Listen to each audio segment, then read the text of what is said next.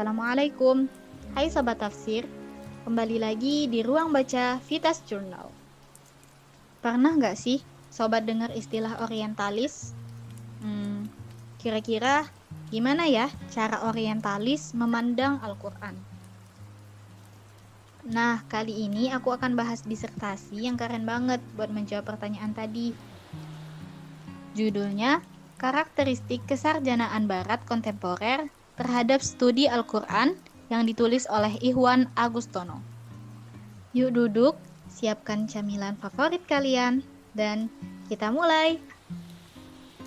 Disertasi yang akan kita bahas kali ini ditulis oleh Ikhwan Agustono untuk mendapatkan gelar doktor di UIN Sunan Ampel Surabaya pada tahun 2017. Pak Ikhwan Agustono adalah sarjana dari Universitas Darussalam Gontor. Setelah mendapatkan gelar sarjana, beliau mengambil program master dan doktoral di UIN Sunan Ampel Surabaya. Dan saat ini, beliau bekerja sebagai dosen di Universitas Darussalam Gontor yang merupakan alma mater beliau. Beliau cukup aktif menulis jurnal terkait ulumul Quran dan tafsir. Salah satu tema yang sering beliau ambil adalah tentang bagaimana kesarjanaan Barat membahas tentang ulumul Quran. Nah, kalau isi disertasinya apa sih? Sesuai judulnya, disertasi ini membahas karakteristik kesarjanaan Barat dalam studi Al-Quran. Pak Ikhwan mengklasifikasikan studi Al-Quran di Barat berdasarkan karakteristik setiap periode waktu. Selanjutnya, Pak Ikhwan memaparkan lebih lanjut posisi kesarjanaan Barat kontemporer dalam studi Al-Quran. Selain itu, beliau juga membahas metodologi yang ditawarkan kesarjanaan Barat kontemporer dalam studi Al-Quran. Tapi, kesarjanaan Barat itu apa sih?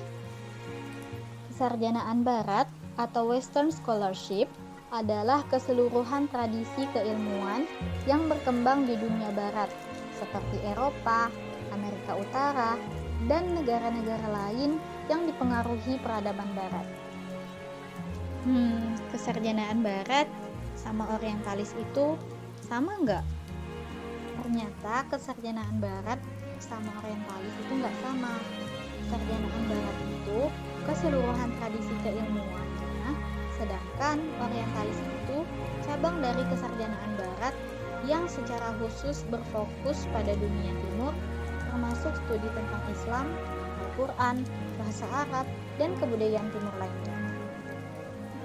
Beda dengan kajian tafsir di tradisi Islam yang fokusnya teks literer Al-Quran, orientalis membahas Al-Quran dengan lebih luas, mulai dari kajian teks Al-Quran, sejarahnya, periodisasinya, kandungan ayatnya, sampai ke isu otentisitas dan hubungan Al-Quran dengan teks-teks keagamaan sebelumnya. By the way, Pak Ikhwan menegaskan kalau orientalis yang disebutkan di sini maksudnya adalah outsider atau non-muslim. Jadi, walaupun banyak umat muslim yang belajar ke barat, mereka nggak masuk ke kategori orientalis di sini. Next, aku rasa sobat perlu tahu gimana periodisasi kesarjanaan barat yang disampaikan oleh Pak Ikhwan. Beliau mengklasifikasikannya menjadi 5 periode waktu. Pertama, periode awal, yaitu gerakan penerjemahan Al-Quran ke dalam bahasa Eropa. Ini terjadi pada abad ke-12 sampai kurang lebih abad ke-18. Kedua, periode kajian terhadap keterpengaruhan Al-Quran dengan tradisi Yahudi dan Kristen. Ini terjadi pada abad ke-19 sampai kurang lebih abad ke-20. Ketiga, periode kajian Al-Quran pasca Perang Dunia Kedua terkait keterkaitan Al-Quran dengan sosok pribadi Nabi Muhammad SAW. Keempat, periode kajian Al-Quran kaum revisionisme abad modern. Dan terakhir, periode kajian Al-Quran kontemporer, yaitu saat ini abad ke-21. Kajian Al-Quran pada periode kontemporer sendiri terbagi menjadi 2 tema besar, yaitu kajian Al-Quran sebagai tradisi oral dan kajian Al-Quran sebagai teks atau scripture. Adapun perbedaan jelas antara awal kemunculan studi Al-Quran di Barat dengan saat ini adalah karakteristiknya. Dari yang sebelumnya skeptis, apologetis, dan polemis, sekarang menjadi lebih optimis, dialogis, dan akademis. Di dalam disertasi ini, Pak Ihwan meneliti kesarjanaan Barat dengan metode studi kepustakaan atau library research. Beliau mengkaji dan menganalisis karya-karya para sarjana Barat yang dianggap mewakili setiap periode dari 5 periode waktu yang sebelumnya aku sebutkan. Di antara yang beliau bahas adalah Angelica Neuwirth, Andrew Rippin, dan Jane Damen McAuliffe.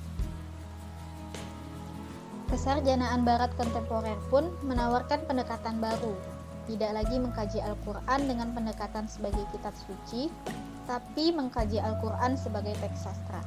Jadi, bias ideologi dan religius bisa dikurangi. Membaca disertasi ini membuat aku sadar bahwa pendekatan terhadap Al-Quran tidak boleh stagnan.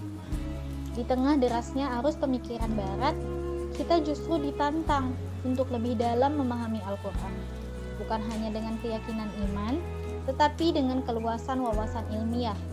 Kita harus berani membuka diri terhadap kajian-kajian luar sambil tetap kokoh memegang prinsip-prinsip Islam. Tugas kita bukan sekedar menjadi pengamat pasif, tapi aktif mengawal, mengkritisi, dan mengoreksi supaya Al-Quran tidak disalahpahami atau dipersempit maknanya oleh perspektif luar yang tidak utuh. Ini bukan soal melawan ya teman-teman, tapi soal hadir sebagai penjaga keotentisan Al-Quran di tengah percakapan ilmiah global. So, keterbukaan dan mau menerima ilmu dari siapapun, tapi tetap kritis is the key. Sekian untuk video kali ini. Terima kasih sudah menyimak di ruang baca Vitas Journal. Don't forget to like, comment, dan share ke sobat tafsir lainnya. Semoga bermanfaat.